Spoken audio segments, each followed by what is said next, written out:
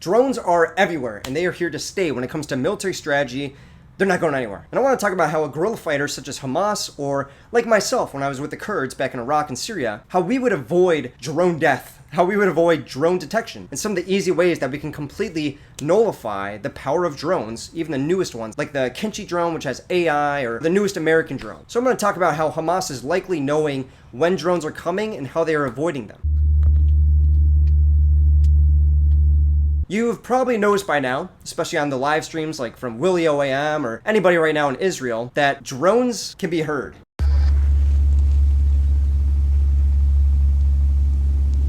Even the newest drones that you would think are, you would never be able to hear them. They're so high up. No, you can hear them. You can hear them very distinct. They sound like a lawnmower in the sky. So if you're on the receiving end of this drone, it's very easy to go and just go into a house or go down into a tunnel, avoid detection and drone death. And the other thing that sound gives you is what drone is it, right? And it's not just drones. There's actually a lot of jets, a lot of like sort of supply looking jets, like passenger jets.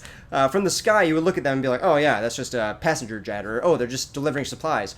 When in reality, they have a lot of expensive equipment on it, sensors that are able to go and show where you are and then talk to the F-16 pilot next to them to go and do a gun run on you. So as a guerrilla, you're going to be able to hear a jet and be like, that is an F-16. It's a very distinct noise compared to a supply jet or a drone. And each drone has their own sound as well. Like the Bayraktar sounds incredibly different from the Kinchi, like we learned in this video that I put out. The next way that Hamas is likely preventing death from a drone for the majority of its fighters is radios. Now, when I say radios, I'm not just talking about, oh, hey, there's a drone. I'm talking about some very, very complex strategy involved with that. Hamas, like any guerrilla militia that's out in the Middle East at least, will have a command center whose job is to relay information about what jets and what drones are coming into the area and in which region. So the way that it worked for me when I was in Shengal was we would have a code for every region and a code for every attack or Bayraktar or jet that was coming into our airspace.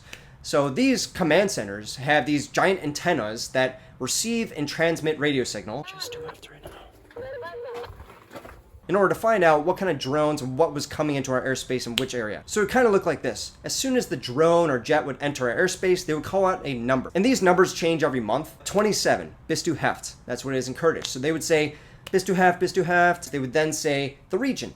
Bis du Heft, Chiluse, which means 43. Chiluse, Chiluse. Bis du Heft, Chiluse, and they will repeat that until everybody knows that there is a drone in this specific region, next to this base. They are watching for you. Do not go outside. Now, Hamas, as we know, has a giant budget, okay? A much larger budget than what I had in Iraq. And you probably imagine that drones are able to stay there for a long time. And certainly they can. They have that capability. But there's only so many drones, and there's only so much fuel that you can have. So there is going to be a gap in time. Maybe it's 10 minutes, maybe it's 2 hours, where the drones and jets, there are none. And the command center certainly has that information, and they will relay that and say, Seduyek, which means 101 in Kurdish.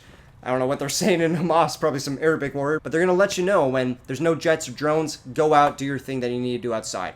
And this is probably when they're setting up the missiles that they're going to be launching into Israel and Tel Aviv or wherever it is. I just want to mention that. That's something you guys should know.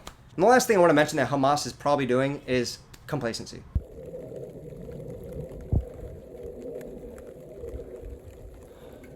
Every military in the world knows what complacency is, but I'll describe the definition right now.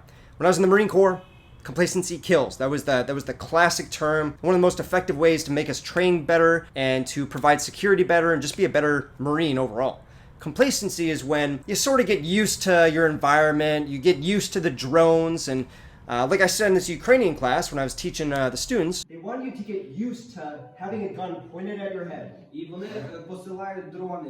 They're there to kill you, and they want you to get used to having a gun pointed to your head. And your job as a guerrilla fighter, your job as any fighter, is to make sure that they do not get in your head. That you continue to camouflage your position. You continue to throw away the trash and burn it. That way it's not everywhere and the drone knows what kind of logistics you have, what kind of wrappers you have. Oh, these guys are well supplied or they're not. You want to burn that trash. You want to hide when the drones come out. You don't want to develop complacency because those drones are not always going to bomb. Most of the drones are just there for surveillance. 90% of them. They're just there to go and see you, maybe call in some artillery, maybe just plan out an attack later. They're trying to see when you were going out on patrol, when you're coming back. They want to see when you wake up. They want to see when you go to bed. So you can imagine day by day, as these drones come out and you're not dying yet, you're like, yeah, whatever, I'll just go out. I need to take a piss. You can't do that. You can't develop complacency. My feeling is that Hamas has learned this quite a bit, especially when there's a big attack like this. Complacency gets shut down real quick as a couple fighters lose their lives out of it. You know what I mean? So that's all I want to say in this video is complacency kills, and guerrilla fighters have different methods to go and know when a drone is above their head. And a lot of the reasons that they get killed are out of complacency. So thanks a lot for listening today. I really hope you learned something. I hope you learned something that's going to develop your understanding of the war that's currently going on and the wars to come, because drones are not going anywhere. All right. Thanks for listening, and I'll talk to you guys in the next one. Peace.